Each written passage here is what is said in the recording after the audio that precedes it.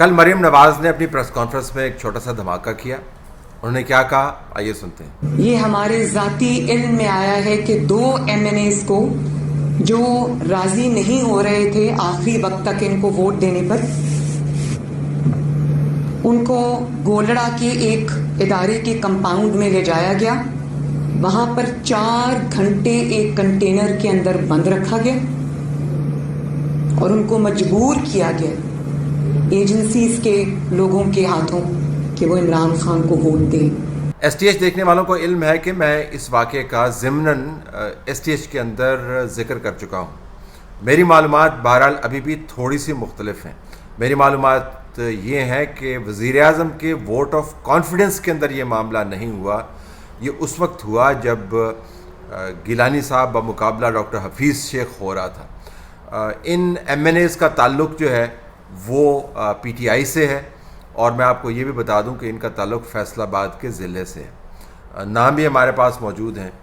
قصہ کچھ یوں ہوا کہ ان ایم این ایز نے جب رابطہ کیا یوسف رضا گیلانی صاحب کے نمائندگان کے ساتھ، پارلیمنٹری لاجز کے اندر جس ویڈیو کا بڑا تذکرہ ہے کہ جی ویڈیو دیکھیں، اس کے اندر ان کا بیٹا جو ہے بتا رہا ہے کہ ووٹ آپ نے کیسے خراب کرنے ہیں، وہ پارلیمنٹری لاجز کے اندر وہ ویڈیو بنی.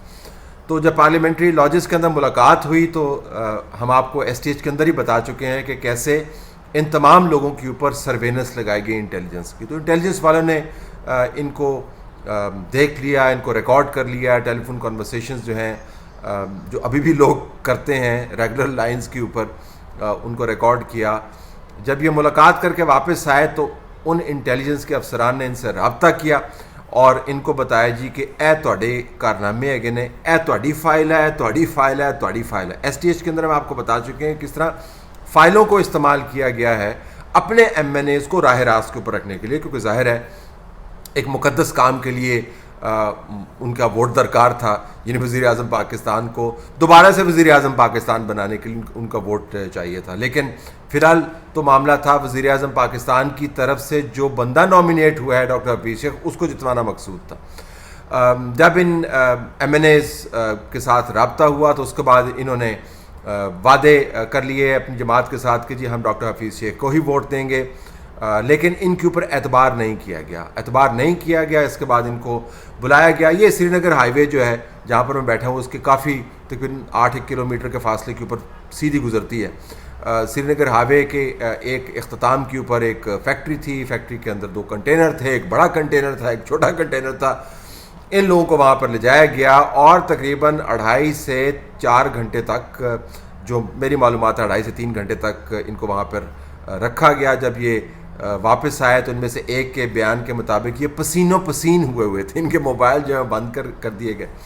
واپس آ کے انہوں نے آپس میں میٹنگ کی اور میٹنگ کرنے کے بعد انہوں نے یہ فیصلہ کیا کہ جی دیکھیں اب ہم پر شک تو اتنا ہو گیا ہے، ہماری ریکارڈنگز ان کے پاس موجود ہیں کہ اب عمران خان سے اگر ہم نے رابطہ دوبارہ بحال کر بھی لیا تو پھر انہوں نے ہم پر ٹرسٹ تو کبھی کرنا نہیں ہے. ہمارے حلقے کے اندر انہوں نے کبھی ڈیولپمنٹ فنڈز ڈالنے نہیں ہیں، کیونکہ اب ہم پر جو الزام ہے وہ بڑا گہرا ہو گیا ہے.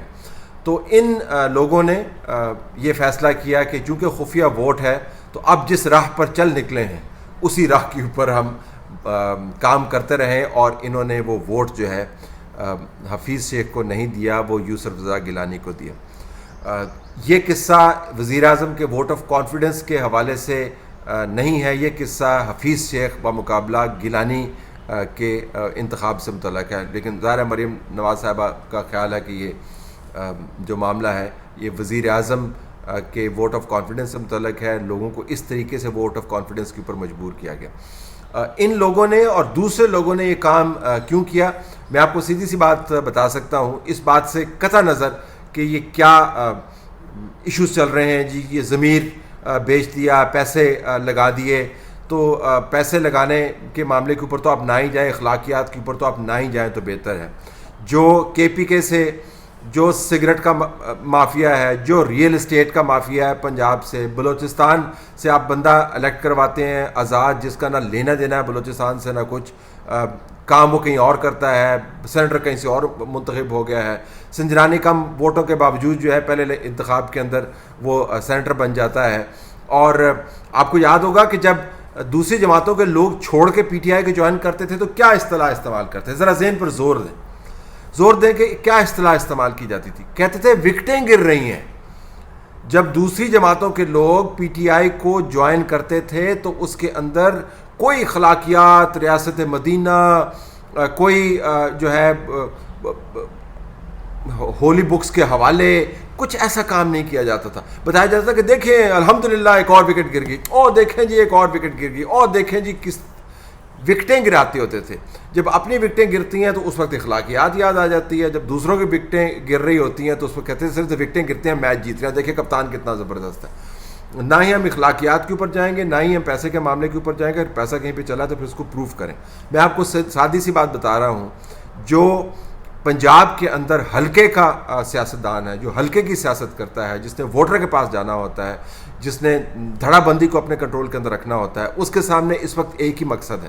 اس کا مقصد یہ ہے کہ آنے والے انتخابات وہ جلدی ہونے ہیں یا بعد میں ہونے یا وقت پہ ہونے، یہ ابھی ڈیسائیڈ کرنا باقی ہے. 3 سال ہونے کو آئے ہیں، اس نے اپنے اگلے انتخابات کی تیاری کرنی.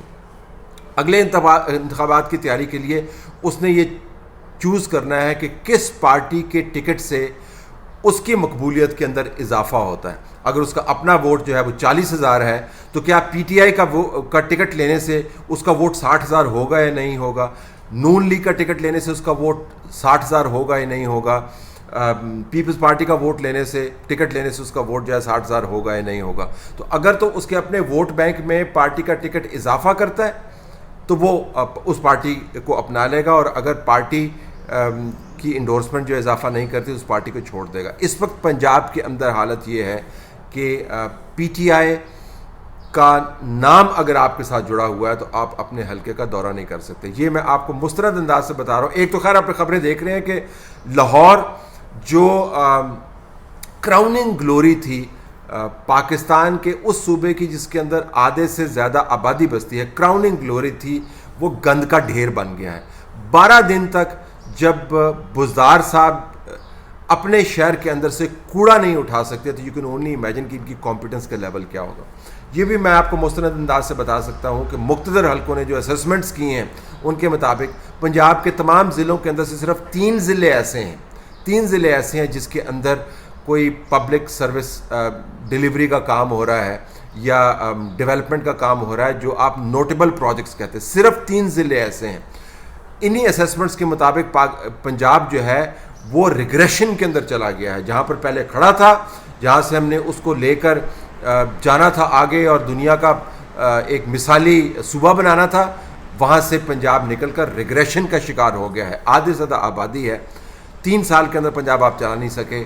اس وقت حالت یہ ہے کہ جہاں پر بھی پاکستان تحریک انصاف کے ٹکٹ کی بات ہوتی ہے، ان کے پلیٹ فارم سے الیکشن لڑنے کی بات ہوتی ہے تو ایم این اے کتراتا ہے، ایم پی اے کتراتا ہے. یہ وہ لوگ ہیں جو آنے والے دنوں میں اپنی سیاسی ایڈجسٹمنٹ کرنا چاہتے ہیں. اس وقت آپ کو یہ باتیں محسوس نہیں ہو رہی ہوں گی، لیکن میں آپ کو بتا رہا ہوں کہ حفیظ شیخ اور گیلانی کے انتخاب کے اندر پیسے کے معاملے کو اگر آپ بھول جائیں، مجھے نہیں پتا کتنا چلا نہیں چلا، کس طرف سے چلا کس طرف سے نہیں چلا، وہ پروب کرنے کی بات ہے. میں آپ کو سیاسی بات بتا رہا ہوں. سیاسی طور پر بہت سارے ایم این ایز اور ایم پیز ایسے ہیں جو ہاتھ جوڑ کر یا کم از کم لائنیں بنا کر دوسری جماعتوں کی طرف جا رہے ہیں کہ آپ ہم سے وعدہ کریں. ہم بعض تو ایسے ہیں وہ کہہ رہے ہیں کہ ہم استعفے دے دیتے ہیں، اپنی سیٹوں کو چھوڑ دیتے ہیں اور آپ کے ٹکٹ کے اوپر دوبارہ سے ضمنی لڑ لیتے ہیں تاکہ یہ معاملے ختم ہو. اور عمران خان صاحب جو ہمیں بار بار دھمکیاں دیتے ہیں کہ پارٹی سے نکال دوں گا، یہ معاملہ ہی ختم کر دیتے ہیں. آپ صرف یہ وعدہ کریں کہ اگر ہم آج ریزائن کرتے ہیں تو آپ ہمیں پی ڈی ایم اپنا ٹکٹ دیں، ہم انتخاب اس کے اوپر لڑتے ہیں اور ہم جو ہے آپ کے ممبر کے طور پہ اسمبلی کے اندر بیٹھتے ہیں، آپ کی میجورٹی بناتے ہیں. اس حد تک حالات خراب ہیں. تو پنجاب کے اندر سے تو جو ہوا سامنے آ رہی ہے وہ ہوا اس بیانیے کے بالکل مختلف ہے جو آپ کو وہ لوگ روزانہ بیٹھ کے سناتے ہیں جن کا سیاسی طور پر جن کا جو سینس ہے یا جو ڈائریکشن ہے وہ بالکل تتر بتر ہوئی ہے. تو بنیادی معاملہ جو میں آپ کو بتا رہا ہوں وہ یہ کہ سیاسی معاملہ ہے. جو بات مریم نواز صاحبہ نے کی ہے انٹیلیجنس ایجنسیز کے رول کے بارے میں، وہ بڑی سنجیدہ بات ہے، اس کی بھی پروب ہونی چاہیے. اگر عمران خان صاحب کی حکومت کو اس طریقے سے چلایا جا رہا ہے اور اس انداز سے چلایا جا رہا ہے کہ واقعتاً ریاست کے وسائل استعمال ہو رہے ہیں اور پھر بھی نتیجہ یہ نکل رہا ہے کہ ریاست کے اپنے لوگ اداروں کے سربراہان جو ہیں وہ آپس میں بیٹھ کے بات کرتے ہیں کہ بھائی جی گل نہیں بن رہی, 3 سال جنہوں نے نہیں کیتا انہیں اگلے 2 سال دے وچ کی کرنا. اگر یہ باتیں ہو رہی ہیں تو پھر سنجیدگی سے سوچنے کی ضرورت ہے کہ 178 ووٹ ہوں یا 182 ووٹ ہوں, الیکشن آپ نے جیتے ہوئے ہوں یا ہارے ہوئے ہوں, جب آپ کے پاس کانفیڈنس کا لیول ہی یہ نہیں ہے کہ ملک کو گورن کر سکتے ہیں تو ان نمبرز کی کیا اہمیت ہے.